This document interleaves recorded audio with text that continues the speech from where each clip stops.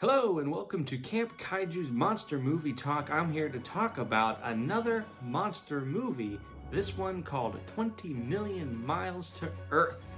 Yes, another mouthful from Ray Harryhausen, the animation master who really left his mark on the genre. And this movie, like a lot of his other classics, came out in the 1950s. This one's from 57, I believe. If you caught my earlier video on the Beast from 20,000 Fathoms, that was also animated by Ray Harryhausen, and that came out a few years before this one, so he was definitely well known by now. People kind of knew what to expect from his movies, and I gotta tell you, this is the first time I really dived into these films, and the artistry of the special effects, I mean, it's honestly like nothing else I've seen before from this era. I mean, you have Godzilla, which is great, but it's a man in a rubber suit. You have something like Attack of the 50-Foot Woman, if you want to watch my review on that one, which is, you know, an actress that they just had walk around some models of a city, right? But Ray Harryhausen brought the animation style of King Kong to a whole other level. And this movie really shows it off well. It's what I really like about it. And specifically what I really like about it is you can do things by animating the monster that you can't do with, say, the creature from the Black Lagoon. And I really want to draw the parallel here because in the creature from the Black Lagoon, the monster is a man in a suit. It's incredible as well, don't get me wrong. But so the creature's walking around murdering people, you know, by just strangling them, because that's, when you have an actor on actor, there's only so much you can do. But with the monster in 20 Million Miles to Earth, he's jumping around different heights. He jumps on people and mauls them like a tiger, and it's terrifying. And that's something that the creature couldn't do, or King Kong, or sorry, Godzilla couldn't do. It's really primal and animalistic, and for that, I loved it.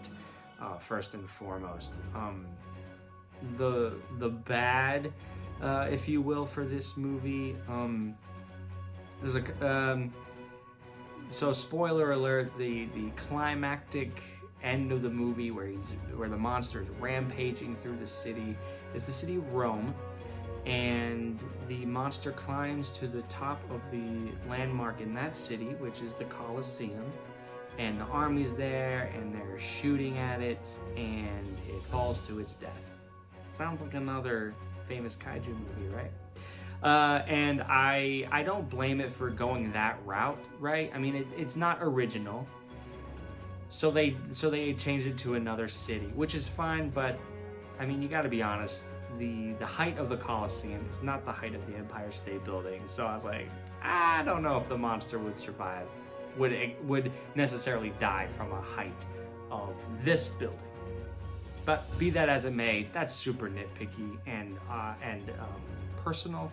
So, but you know, at the end of the day, it's got a great monster rampaging through a city. The army's there. It's not original, but it hits the mark really, really well. For the camp, this was ridiculous. This is my favorite part in the movie.